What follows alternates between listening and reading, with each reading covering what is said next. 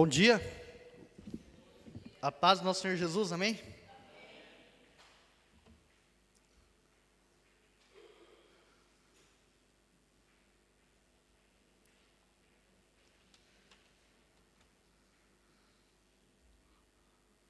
Você costuma reclamar muito das coisas que você não gosta de fazer? Quem aqui gosta de reclamar do que não gosta de fazer? Levanta a mão. Todo mundo.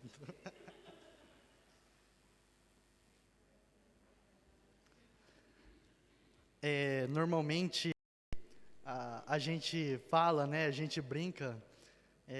Por exemplo, tem gente que não gosta de comer verduras. Tem gente que não gosta de comer salada. Né? Deixa pro coelho, né? Eu sou uma dessas pessoas. Eu falo, deixa o alface pro coelho, eu vou comer carne, vou comer arroz. Coisas assim, né? E curiosamente Deus tem trabalhado isso na minha vida. Ah, Recentemente eu procurei um nutricionista porque eu estava pensando na minha saúde, né?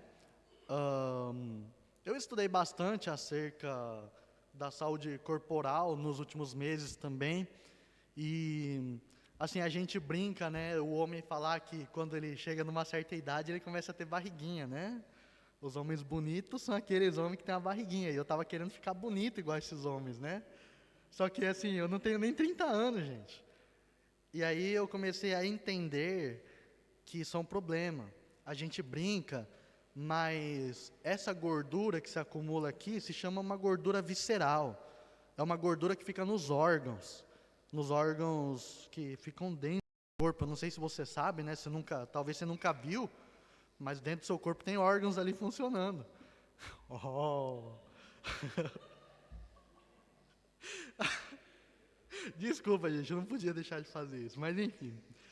Aí, quando esses órgãos eles ficam com gordura acumulada, isso se torna um problema, né?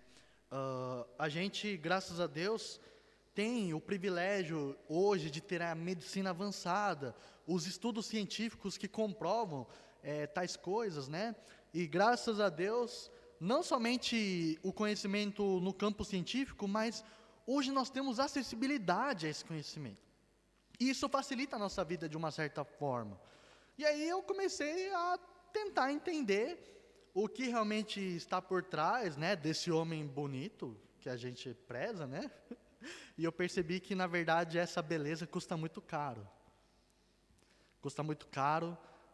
Talvez, você pode falar, que exagero, você vai morrer mesmo, vou tomar minha Coca-Cola, vou comer minha picanha com gordura, né, e essas coisas assim. E talvez não aconteça nada com você. Pode não acontecer. Mas o problema é que se acontecer, para você mudar o seu hábito, se você já estiver com uma idade avançada, é mais difícil. Você vai ter que fazer coisas que você não gosta, que você não quer. E eu me submeti a esse tipo de mudança e já deve ter uns 2 meses aí que eu estou tentando seguir regradamente aí um estilo de vida saudável. Tá, mas o que isso tem a ver com a palavra de Deus? Então aqui eu quero começar hoje trazendo a nossa meditação. Nós estamos falando de discipulado. Estamos falando da grande comissão. Discipulado, toda vez que eu falar de discipulado, eu não quero que você entenda como um encontro na casa onde a gente senta para conversar. Isso é só uma parte, na verdade a mínima parte do discipulado. O discipulado consiste em você ser parecido com Jesus. É o chamado de Cristo na grande comissão, de você ser e fazer discípulos. Não discípulos teus, não discípulos do pastor, não discípulos do templo metodista livre, mas discípulos de Jesus Cristo. Nós temos uma referência, nós temos um mestre, nós temos um Senhor que se faz presente nos nossos dias.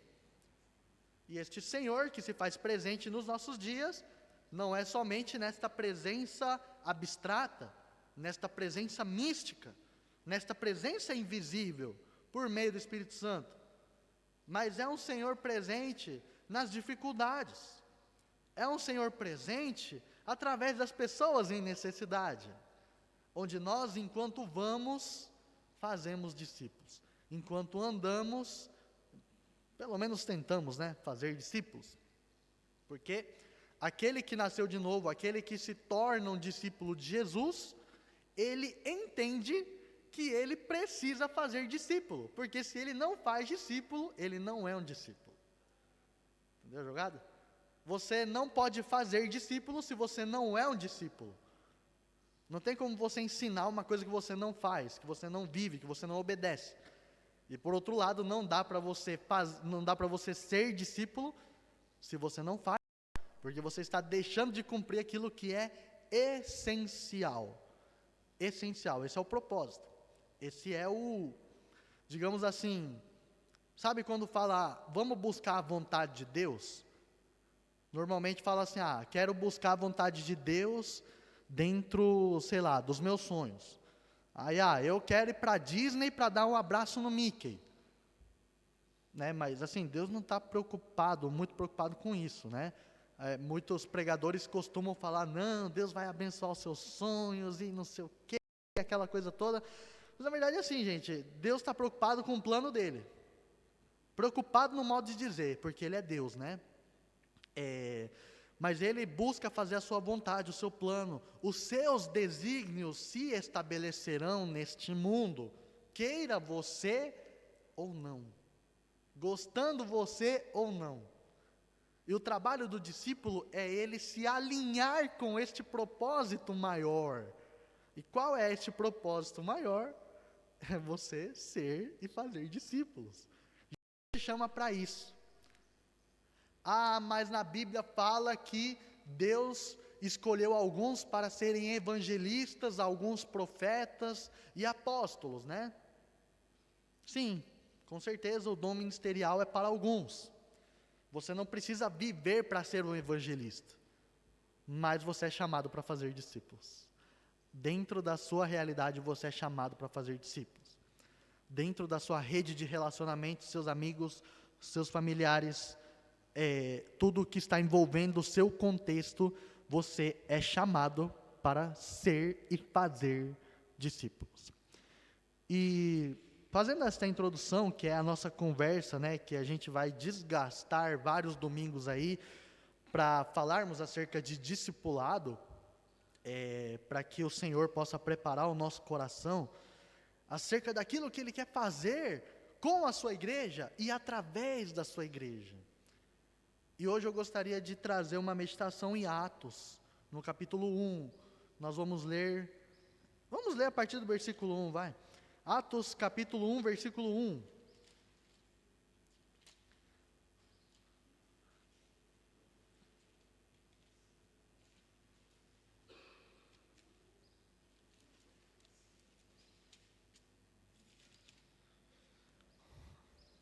Se você não sabe onde está Atos, é Mateus, Marcos, Lucas, João.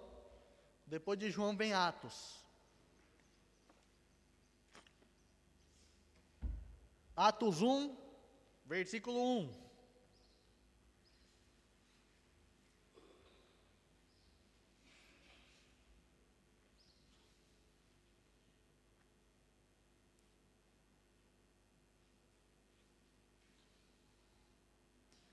Atos 1, versículo 1.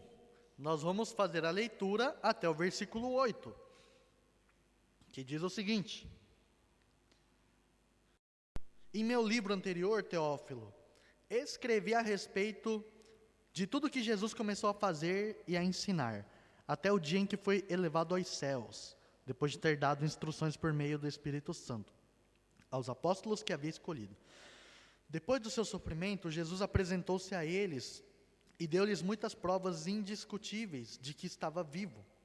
Apareceu-lhes por um período de 40 dias, falando-lhes acerca do reino de Deus. Certa ocasião, enquanto comia com eles, deu-lhes esta ordem: não saiam de Jerusalém, mas esperem pela promessa de meu Pai, da qual lhes falei. Pois João batizou com água, mas dentro de poucos dias vocês serão batizados com o Espírito Santo. Então os que estavam reunidos lhe perguntaram: Senhor, é neste tempo que vais restaurar o reino de Israel? E ele lhe respondeu: não lhes compete saber os tempos ou as datas que o Pai estabeleceu pela sua própria autoridade, mas receberão poder quando o Espírito Santo descer sobre vocês, e serão minhas testemunhas em Jerusalém, em toda a Judéia e Samaria, e até os confins da terra. E até os confins da terra. Para quem não sabe, o livro de Atos foi escrito por Lucas. Não sei se vocês já viram que na Bíblia tem o Evangelho de Lucas. E Lucas escreveu o Evangelho de Lucas. Por isso o nome é Evangelho de Lucas. Porque foi escrito por Lucas. Só que Lucas, ele decide dividir os seus escritos em duas partes. Na verdade, deveria ser o Evangelho de Lucas, parte 1, e Evangelho de Lucas, parte 2. Mas aí, como a primeira parte do seu escrito se baseia na vida e no ministério de Jesus até a sua morte e sua ressurreição, ele foi dividido como o Evangelho de Lucas, porque conta sobre a boa notícia da obra de Cristo para a humanidade. E aí, sucessivamente, nós temos o segundo escrito dele, o segundo livro de Lucas, que é chamado Atos dos Apóstolos. Você sabe o que é um ato? É um feito, é o que ele fez. Esse é Atos dos Apóstolos. São os feitos de quem? Dos apóstolos. Muito bom, muito bom. Então, os apóstolos começaram a igreja. Cristo inaugura a sua igreja e os apóstolos, eles começam a viver aquilo que... eles continuam o ministério que Jesus havia começado. O ministério que Jesus havia instituído. Por isso é chamado de Atos dos Apóstolos, né? E o grande, o grande protagonista do livro de Atos, curiosamente, não são os apóstolos, mas é o Espírito Santo. Nós vamos falar bastante desse camarada aí, Espírito Santo. Por um lado, nós temos a obra de Cristo descrita nos evangelhos, a obra do Filho, no plano do Pai, e este Filho agora envia o Espírito no mundo para ser o Consolador, para ser o ajudador, para ser aquele que convence o homem do quê? Do pecado, da justiça e do juízo. Quando nós temos a ousadia e a intenção de pregar o Evangelho para uma pessoa, quem convence a pessoa daquilo que está escrito na palavra, não é você, não sou eu, não são os nossos argumentos, mas é o Espírito Santo. O Deus havia se encarnado, Cristo veio como homem, ele se fez homem. E aí os escritos lá de muito tempo falam o Deus que nasceu, que veio, sob as urinas e as fezes, ele nasceu de mulher. Isto é a maior parte, maior evidência que fala de um Cristo que se humilhou. Ele veio ao mundo como um ser humano, como um neném, mas ele era o Todo-Poderoso. E aí ele se submete ao plano do Pai, se entregando até a morte de cruz, depois ele é ressuscitado, a obra é consumada, e aí existe a continuidade desta obra, que agora é o Espírito Santo. É o Espírito Santo. O Espírito de Cristo atua neste mundo, e nós vamos ver um pouquinho acerca disso. Então, Jesus ressuscitou. Aí nós lemos aqui no relato, Lucas, ele destinou este livro para Teófilo. Eu não sei quem é Teófilo, poderia ter estudado mais, mas eu não me atentei a este detalhe. Mas a gente sabe que este livro tem um destinatário, Teófilo. Muito provavelmente era um cristão daquela época, quem Lucas estava o quê? Discipulando. Ele estava ensinando, ele estava ajudando.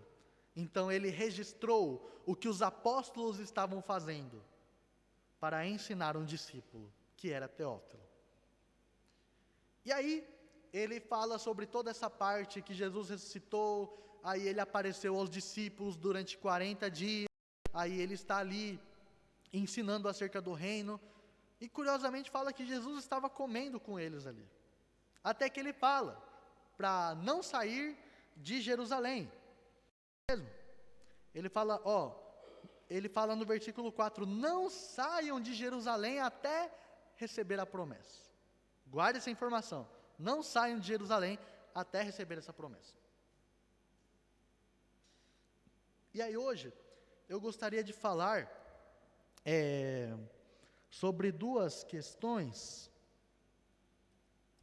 que é sobre o poder do Espírito Santo. Sobre o poder do Espírito Santo, que nos é descrito nos versículos posteriores, desta promessa que Jesus faz, onde ele está dizendo, porque João batizava com água, mas virá o Espírito Santo. Poucos dias vocês serão batizados pelo Espírito Santo. Eu não quero me aprofundar nesta questão do batismo do Espírito Santo, porque aqui existem muitas discussões acerca desta, nós chamamos de uma doutrina bíblica, né, desta teologia do batismo do Espírito Santo. Nós entendemos, em suma, que se trata de um evento histórico, que é o início da igreja. O batismo do Espírito Santo é para o início da igreja. Algumas denominações vão dizer que o batismo do Espírito Santo se dá até os dias de hoje, que todos os dias pessoas estão sendo batizadas pelo Espírito Santo. Nós não entendemos assim. Nós entendemos que foi um evento para a inauguração da igreja de Cristo, para o início do ministério apostólico. E aí Jesus envia o Espírito Santo. Nós vamos ver isso depois, em outra ocasião. Hoje eu quero falar sobre o poder deste que seria enviado para os discípulos. E a primeira coisa que eu quero destacar, olha aí comigo, versículo 8. Mas receberão poder quando o Espírito Santo descer sobre vocês, e serão minhas testemunhas em Jerusalém, em toda a Judéia e Samaria, até os confins da terra. Primeira coisa, está dizendo que nós receberemos poder. Poder. Você gosta de se sentir poderoso? Por que vocês estão me olhando com essa cara triste? Gente, todo ser humano gosta de se sentir poderoso. Você quer ter poder sobre alguma coisa. Você quer ter o poder sobre a sua circunstância. Você quer ter o poder de mudar o seu passado em alguma coisa. Eu tenho certeza disso. Se eu pudesse voltar ali há 15 minutos atrás, eu poderia ter evitado alguma coisa, ou eu poderia ter feito diferente. Ou, por exemplo, você está diante de uma situação difícil, você quer ter o poder daquela situação. Eu quero mudar, porque eu entendo que é isso, eu entendo que é assim, eu tenho conhecimento. E aí o ser humano, ele gosta de poder. O que mais corrompe a humanidade hoje é a disputa de poder. Nós vemos os nossos queridos governantes que se corromperam por causa de poder e abusam deste poder. Esta semana, depois de muito esforço, e a Sheila é testemunha, eu consegui dar a entrada dos meus documentos para eu ser um cidadão paraguaio. Glória a Deus por isso, foi um milagre, porque eu sou um desastre em ter que fazer essas coisas aí, gente. E aí, graças a Deus, eu consegui fazer. E a Sheila estava me assessorando, porque ela conhece um pouco de lei, ela dessa questão de processo migratório, porque ela trabalha no aeroporto, né? Então ela gosta de sobrevoar e barrar o pessoal aí que não está certo com os documentos, né? E aí ela falou para mim, você está ilegal neste país. Eu falei, meu Deus do céu, gente. E aí eu consegui, graças a Deus e pela ajuda dela, eu consegui fazer as coisas. E então ela estava me assessorando, me dando aí todas as orientações. E essa semana, finalmente, deu certo. Eu só estou esperando chegar agora meus documentos. Mas aconteceu uma coisa. Quando eu estava na frente do pessoal que que pega a sua assinatura, que tira a foto para o seu documento, sabe aquela coisa lá? Eles falaram assim para mim, bom, aqui só está faltando um documento. Eu falei, mas da lista que vocês me deram, eu trouxe todos. Ele falou, não, está faltando um. Eu falei, mas está tudo aqui, cara. Ele falou, não, essa lista está errada. Eu falei, por que vocês me deram essa lista então? Não, eu não sei quem te deu, mas a lista certa é essa. Aí ele me deu outra lista e faltava realmente um documento. Eu falei, meu Deus do céu. Eu falei, o que eu faço agora? Ah, então esse documento aqui, ó, você tem que ir lá em Assunção, você tem que ir lá na polícia, e não pode ser aqui porque tem que ser o general, o oficial da polícia, sei lá quem, ele dá o carimbo aqui e ele valida o seu antecedente criminal. É alguma coisa assim. Eu falei, tá, e como que eu faço isso? Ele falou, bom, você tem que ir lá em Assunção. Eu falei, eu não consigo ir. Falou, bom, a gente pode fazer. Você vai precisar e a gente cobra aí 900 mil Guarani. Aí eu, hã? 900 mil Guarani. Aí eu falei assim, mas eu tenho um documento que exonera meus custos para eu ser um cidadão paraguaio. Ele falou, não, mas esse documento não exonera nada aqui, esse documento exonera lá no departamento de imigrações. Aí eu falei, tá bom, eu vou precisar desse negócio aí, então eu vou ter que pagar. Daí eu fui lá, tive que pedir dinheiro emprestado, meu irmão me salvou naquela situação aí. Aí eu paguei os 900 mil Guarani e tá tudo feito. Aí eu fiquei focado com isso, eu falei, não é possível, né? E eu percebi que tinha outros brasileiros fazendo isso, e eles falavam a mesma coisa, não, tem que pagar os 900 mil Guarani. Aí eu perguntei para a Sheila, tá certo isso? Ela falou, não. Ela perguntou, te deram comprovante? Eu falei, não. Eu falei, nossa. Abuso de poder. Poder. O ser humano quer poder, você quer poder, eu quero poder. Sobre alguma situação da nossa vida, nós queremos poder. Isso nos remete lá no paraíso. Quando nós temos lá um fruto bonito, sedutor, atraente, e mais do que a beleza estética, se você comer do fruto,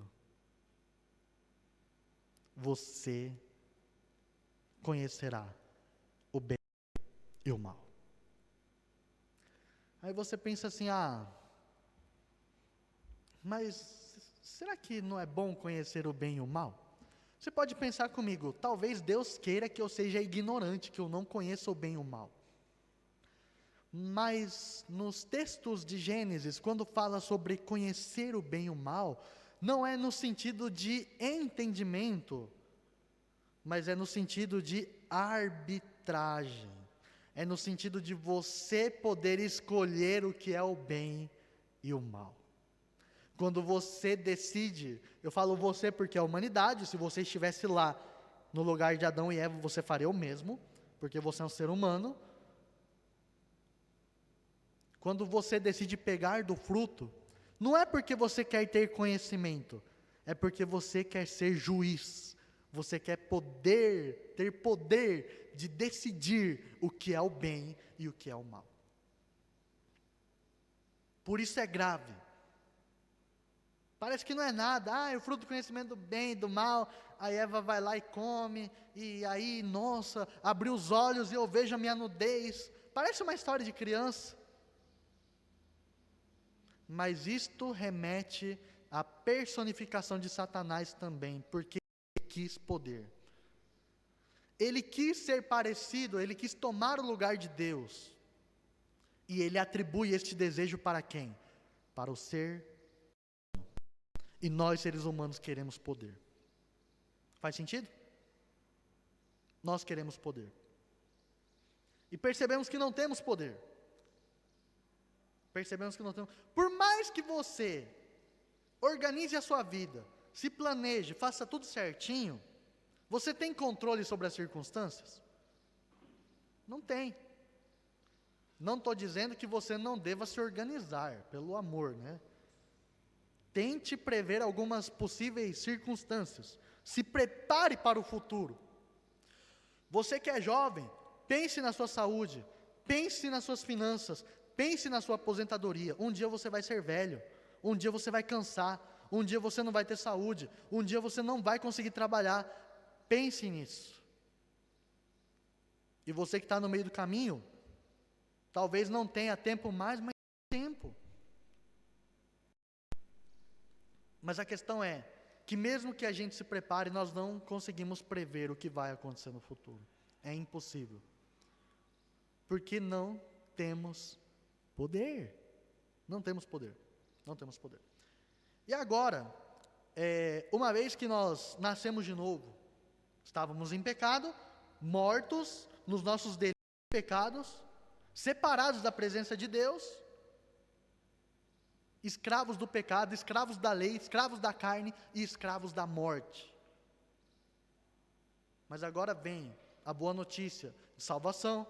Jesus paga o preço, nos salva, nos liberta, e agora a outra parte da notícia do Evangelho, nós receberemos poder. Poder.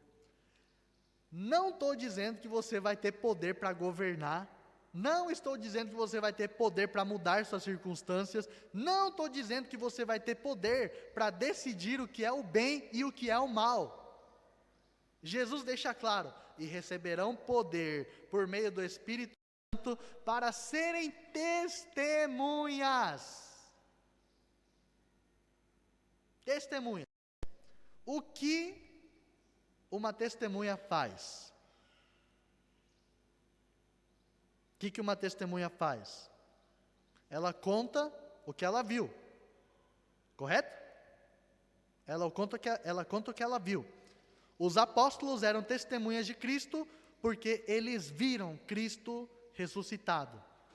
E se você ler toda a mensagem, todo o livro de Atos, você vai perceber que eles não falam tanto da morte de Cristo, mas eles falam da ressurreição de Cristo. Aquele que vocês crucificaram, ressuscitou. Esta é a mensagem dos apóstolos. Eles foram testemunhas. Eles agora estão nessa jornada, onde eles são chamados para o discipulado, para fazer discípulos, onde eles falam o que eles viram. Que Jesus ressuscitou. Eu pergunto para vocês, você é testemunha do quê?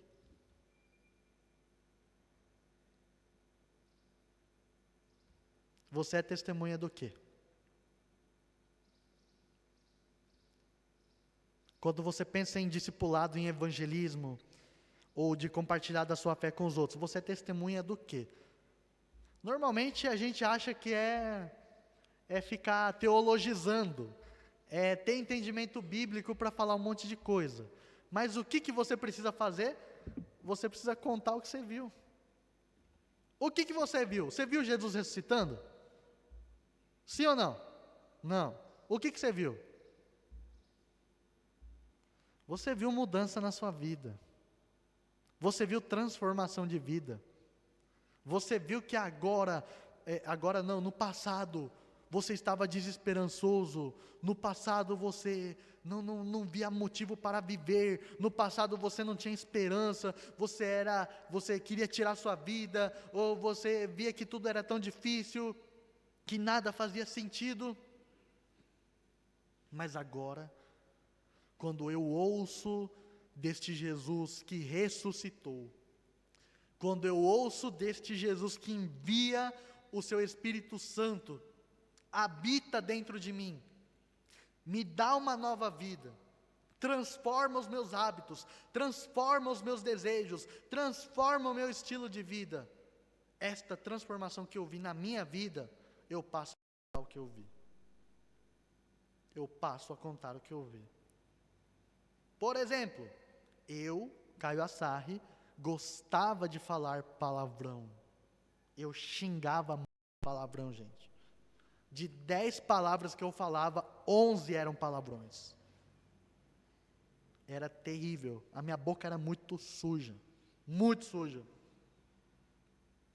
Ninguém falou para mim, você tem que parar de falar palavrão.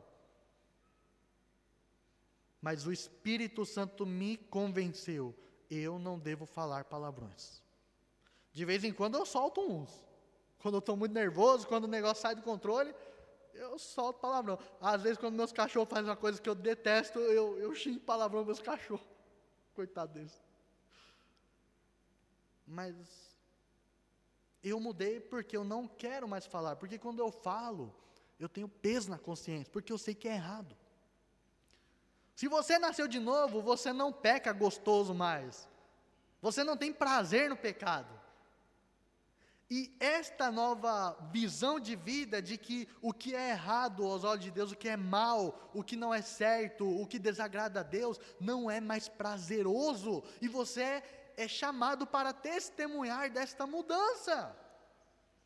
Você não precisa dizer para o seu irmão, você precisa parar de fumar, você precisa parar de beber, você precisa parar de ver pornografia, você precisa parar de não sei o quê. Tudo bem, em alguns momentos a gente vai falar, ensinando os textos bíblicos de que nós precisamos parar com a nossa velha vida.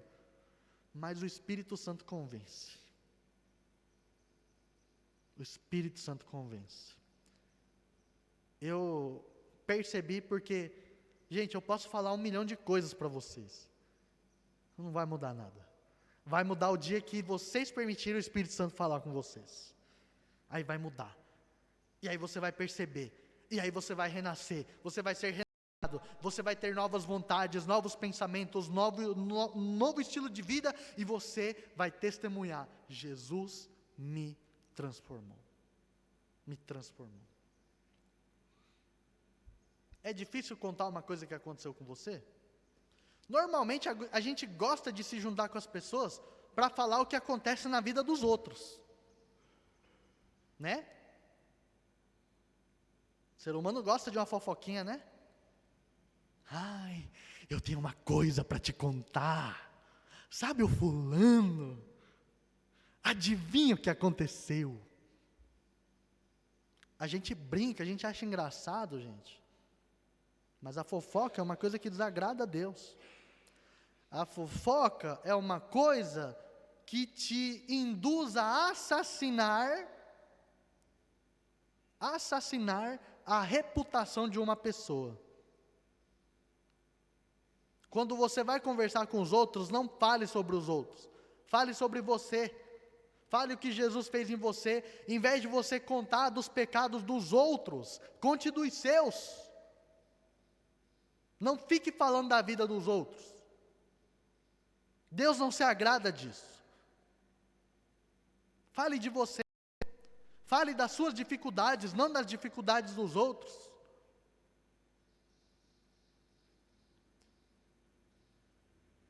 Precisamos criar novos hábitos. Falar de nós mesmos. Falarmos do que o Espírito Santo fez na nossa vida. Testemunhar dessa transformação em nós. Eu mentia, não minto mais. Eu fumava, não fumo mais. Eu fazia coisa, falava palavrão, não falo mais. Agora minhas palavras são de bênção, não de maldição. Jesus, por que você está assim? Não sei. O que você fez para mudar? Nada.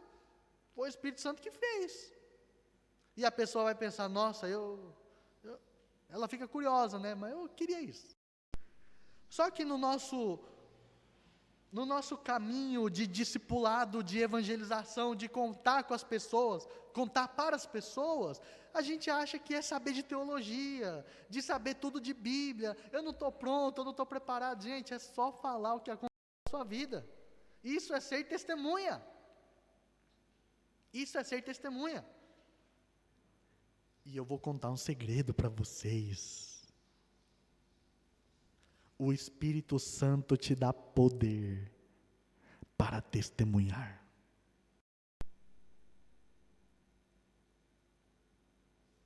Que silêncio.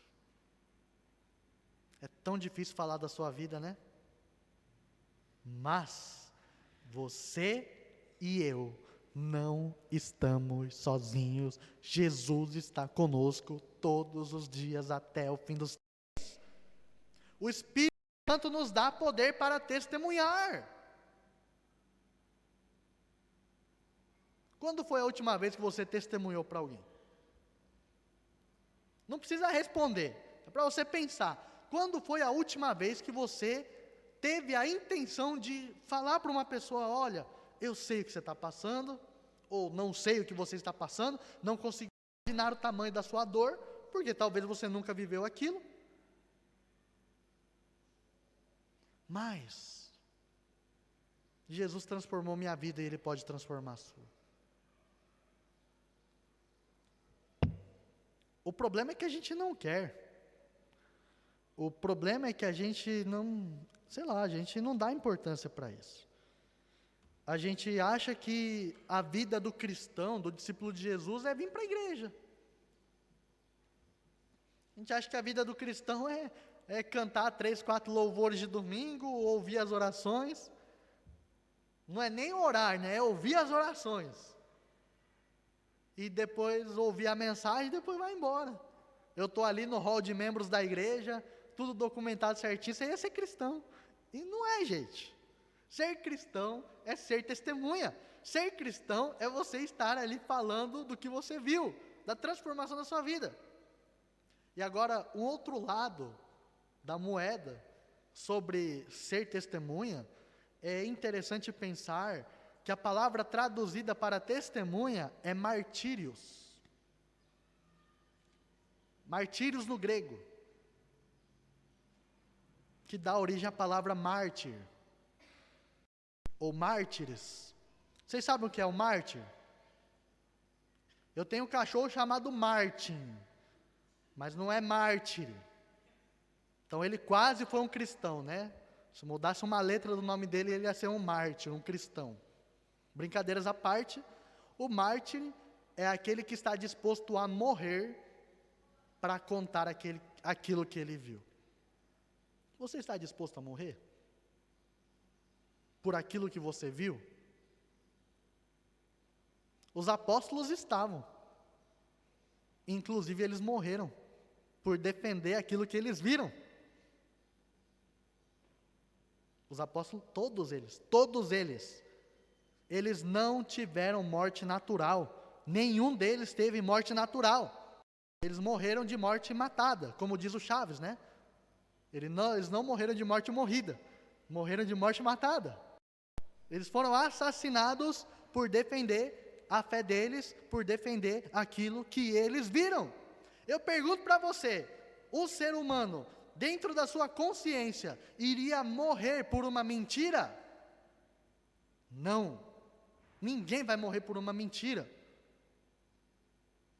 Morremos por uma verdade. E aqui eu não estou dizendo que todo mundo vai morrer por ser cristão.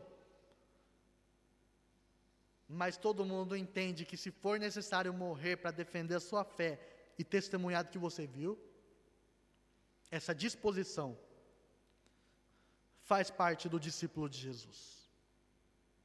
Faz parte do discípulo de Jesus. Nós somos chamados. Gente, Cristo morreu.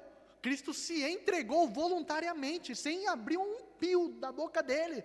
Foi como um cordeiro que vai para os tosqueadores para morrer.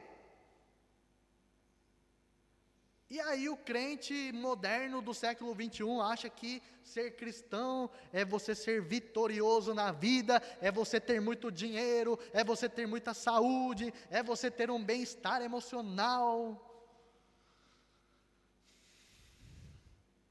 Sendo que o texto bíblico está dizendo que ser cristão é você estar disposto a morrer. É errado ter dinheiro? Não. É errado ter saúde? Não. É errado ter bem-estar emocional? Não. Mas a Bíblia não te promete isso. A Bíblia, o Cristo que veio, anunciou a mensagem de salvação. Ele garantiu salvação. Ele não garantiu dinheiro na conta. Ele não garantiu saúde. Ele não garantiu bem-estar.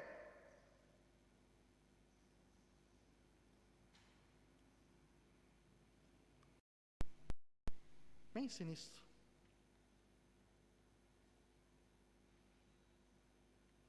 Pense que você não está sozinho para fazer isso.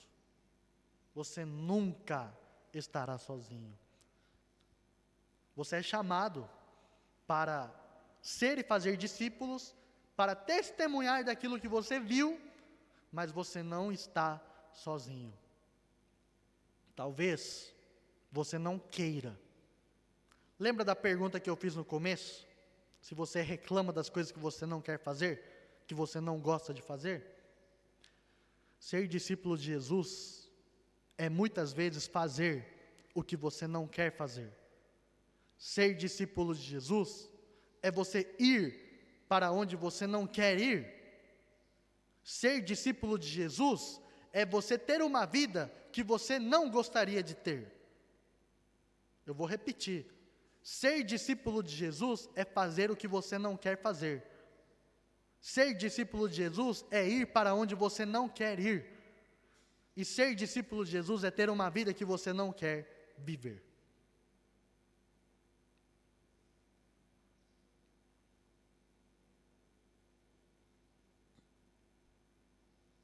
Não o tempo todo, mas muitas vezes. Você não vai na sua vida só fazer o que você não quer. Deus deixa a gente fazer o que a gente quer, Ele permite isso. Mas Ele quer que junto com o que nós queremos, Ele quer que nós nos submetamos à sua vontade.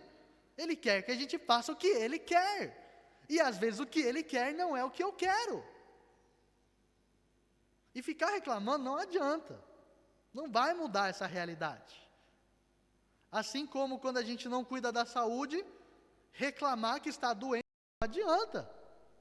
Reclamar que você está com aquela beleza natural do homem, não vai adiantar, não vai mudar. Você precisa fazer o que não quer, precisa se cuidar.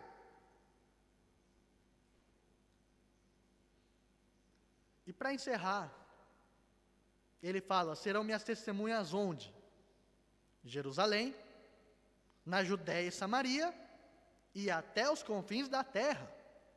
Está dizendo ali no versículo 8: receberão poder do Espírito Santo para serem testemunhas em Jerusalém, Judéia e Samaria, e até os confins da terra. E até os confins da terra. Por isso, às vezes, é você ir para onde você não quer ir. Em julho, eu participei de uma missão indígena. Eu fui pregar o evangelho, eu fui visitar, eu fui orar, eu fui estar com pessoas indígenas, de uma etnia diferente. Eu confesso que inicialmente eu não queria. Eu nunca na minha vida pensei que eu estaria evangelizando indígenas. Nunca passou pela minha cabeça. E quando a Regiane me convidou, me falou pela primeira vez, eu pensei: eu não quero ir. Não quero ir. Mas eu pensei no texto que fala: façam discípulos de todas as nações. Todas. Todas. E aqui está dizendo: receberão poder para serem minhas testemunhas em Jerusalém, Judéia e Samaria e até os confins da terra. Todos os povos. Todos os povos. Então, ser discípulo às vezes é você ir para onde você não quer ir. Para onde você não quer ir. Às vezes, você quer ir para um lugar que você sabe que é perigoso. Temos os missionários. Eles têm a vocação e eles sentem o desejo de ir. Mas nem todos são chamados para isso. Isso a pessoa tem que ter uma convicção dentro dela. Mas você tem o dever, o chamado, o comissionamento de testemunhar em Jerusalém, na Judéia e na Samaria, e até os confins do mundo. Por que Jesus fala isso? Primeira coisa, Jerusalém. Vocês lembram no começo que eu falei que os discípulos, os apóstolos, estavam aonde? Em Jerusalém. Jesus disse: permaneçam em Jerusalém, não saiam de Jerusalém. E aí ele fala: primeiro vocês vão testemunhar em Jerusalém, depois vocês vão testemunhar na Judéia e na Samaria, e depois vocês vão até os confins da terra. Quem aqui já leu o livro de Atos? Se você perceber no livro de Atos, dos capítulos 1 até o capítulo 7, mostra o ministério dos apóstolos pregando em Jerusalém. Do 1 ao 7. Então eles cumpriram. Eles foram testemunhas em Jerusalém. Nos capítulos 8 e 9, eles pregam na Judéia e na Samaria. É onde Felipe termina de ensinar o eunuco etíope, que ele lê o texto de Isaías junto com o homem fala, eu quero ser batizado, então batiza ele, aí o Espírito Santo leva Felipe para outro lugar, e onde o Espírito Santo leva?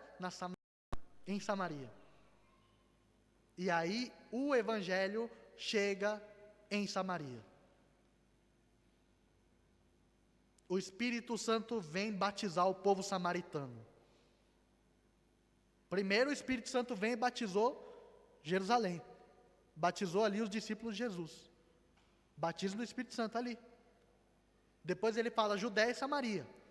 Felipe foi lá, anunciou o Evangelho, aí vem os apóstolos ali visitar Samaria, eles viram que os samaritanos receberam Jesus, receberam a mensagem, se converteram, aí ele impôs as mãos, o Espírito Santo desce, batiza o povo samaritano, então é concluído a missão, concluído não, mas se inicia ali, concretamente, o testemunho dentro da Judéia e Samaria. E aí ele fala até os confins da terra. Confins da terra é para quem? É para os gentios, todo aquele que não é judeu. Porque o Evangelho agora é para todos os povos. Então, no capítulo 10 tem um homem chamado Cornélio. Ele foi o primeiro gentil a receber o Espírito Santo. Ele era de outra etnia, de outra nação. E o Espírito Santo manda Pedro ir lá pregar para ele. E fala, coma da comida que ele coma, consagre tudo a Deus e coma, esteja com ele, e você vai entender. E aí, Cornélio fala da experiência dele, que Deus falou com ele, e aí Pedro fala, não, o Evangelho é para os gentios, aí ora por ele, o Espírito Santo desce, o Espírito Santo batiza o povo gentil, e aí se completa a palavra de Jesus, que o Evangelho seria para Jerusalém, Judéia, Samaria e até os confins da terra. Só que o livro de Atos não termina, porque até os confins da terra está vindo até nós. Não existia o Evangelho neste continente, existia somente na Ásia Menor. E se a gente continua lendo o livro de Atos, sai da Ásia Menor, vai para as outras regiões, vai depois para o continente europeu, quando chegam na Macedônia, e do continente europeu chega aqui na América do Sul. Olha que poderoso isso. Começou com 12 homens. Começou com 12 homens.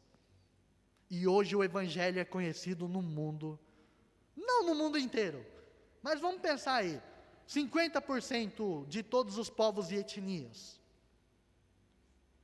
Temos muitos povos a alcançar ainda. Tá, beleza. Jesus falou lá, alcançou Jerusalém, a Samaria e os confins da terra. E o que significa para nós hoje? Qual é a sua Jerusalém hoje? Jerusalém é a sua casa. Você é testemunha dentro de casa? Você conta para os da sua casa o que aconteceu na sua vida? O que Jesus fez? Ah, eu não tenho tempo para discipular. Mas você está discipulando seus filhos? Você está discipulando seus irmãos? Você está discipulando as pessoas que você ama? Comece em Jerusalém, gente.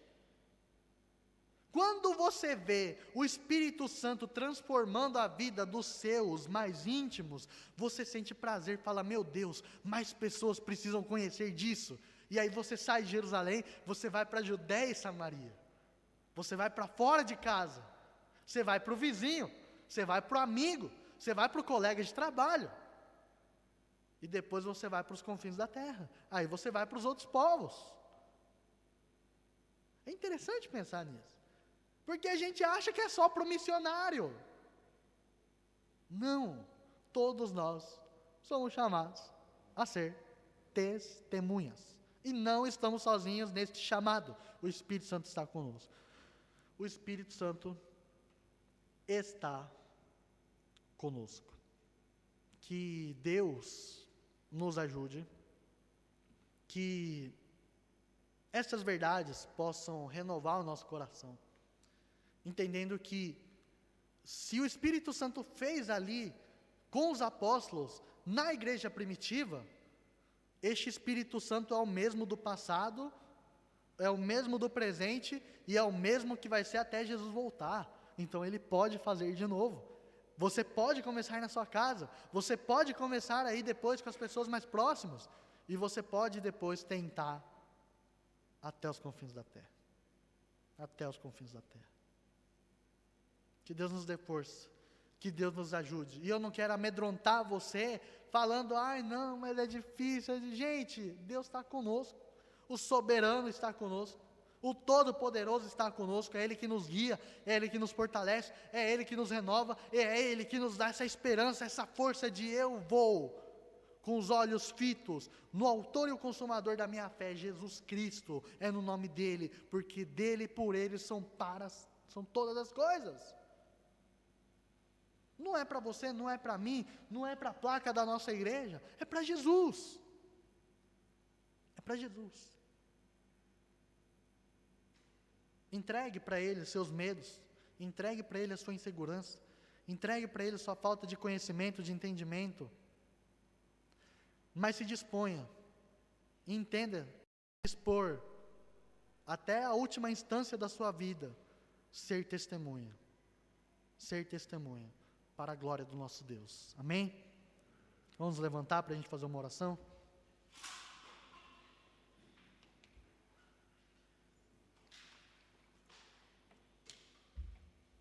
Senhor Jesus, obrigado pela porção da Tua palavra. Obrigado porque o Senhor nos restaura, nos renova, nos faz novos de novo, e queremos Te agradecer por isso, queremos exaltar o Teu santo nome. E colocar diante do Senhor todos os nossos medos, toda a nossa insegurança, porque sabemos que o evangelismo e o discipulado é como, muitas vezes para muitas pessoas, é como comer verduras, é como comer legumes. É uma parte que a gente não gosta, não se agrada, é uma parte que a gente foge, é uma parte que a gente evita, é uma parte que a gente se omite, porque pensamos, Deus, que isso é um chamado para os missionários, para os evangelistas e para os pastores. Mas que essa mentira possa sair da nossa mente e do nosso coração. E que hoje a Tua palavra, que é a verdade, que nos santifica, que nos transforma, possa mudar nossa mente, possa renovar a nossa mente e o nosso coração. Nos ajude a entender, nos ajude a ser transformados, nos ajude a ter novas intenções, novos desejos, um novo estilo de vida, não por aquele que se baseia no nosso ego, no nosso prazer, na nossa carne, mas naquela que se baseia, Senhor, na Tua vontade, naquele que se baseia no Teu chamado, no Teu comissionamento, que é ser e fazer discípulos. Nos ajude, Senhor, a participar desta natureza divina, porque a Tua palavra diz que somos chamados e somos capacitados para isso. E que os meus irmãos e eu aqui, nós possamos entender que não estamos sozinhos e que isso não será produzido por um poder humano, por um poder da nossa carne, por um poder que nós adquirimos conhecimento e articulações intelectuais, mas é pelo poder do Espírito Santo. Que em nome de Jesus o Senhor possa nos encher deste Espírito Santo. A Tua palavra diz para que nós sejamos cheios, e que o Senhor possa encher a Tua igreja, em nome de Jesus. Nos revista, Pai, com a Tua presença, com a Tua glória, e que assim nós possamos ser testemunhas, Senhor, testemunhas em Jerusalém, Judéia e Samaria e até os confins da terra. Que o Teu nome seja glorificado, seja exaltado, que o Teu nome seja conhecido por nós e através de nós para as outras pessoas, em nome de Jesus. Que o Senhor nos abençoe por mais uma semana, que o Senhor nos guarde, que o Senhor nos proteja, que o Senhor nos livre, Pai, das coisas que estão para nos prejudicar, mas que possamos permanecer firmes, Senhor, nesta caminhada, firmes no propósito, Senhor, de amarmos a Deus, de amar as pessoas e de sermos e fazer discípulos, Pai. Em nome de Jesus, nos ajude a brilhar a Tua luz neste mundo de trevas, Pai, e que assim o Senhor seja exaltado Abençoe a vida de cada um. Visite os lares, as famílias, quebrante os corações, que haja arrependimento de pecados, que haja mudança de mente e de entendimento, que haja mudança de vida para a honra e glória do Senhor. Que haja provisões também. Muitos passam por necessidades financeiras, na saúde, nos relacionamentos, necessidades emocionais, e hoje eu oro por essas provisões. A tua presença possa prover tudo que é necessário na vida dos teus filhos, e assim o Senhor seja exaltado, seja engrandecido. Oramos por um domingo na tua presença e um retorno para nossas casas debaixo da tua segurança e da tua paz. Por tudo oramos e agradecemos em nome do santo e poderoso Jesus. Amém. E que a graça do nosso Senhor Jesus Cristo, o grande amor do Pai e a comunhão, a consolação do Espírito Santo esteja com vocês hoje e para todo sempre. Amém.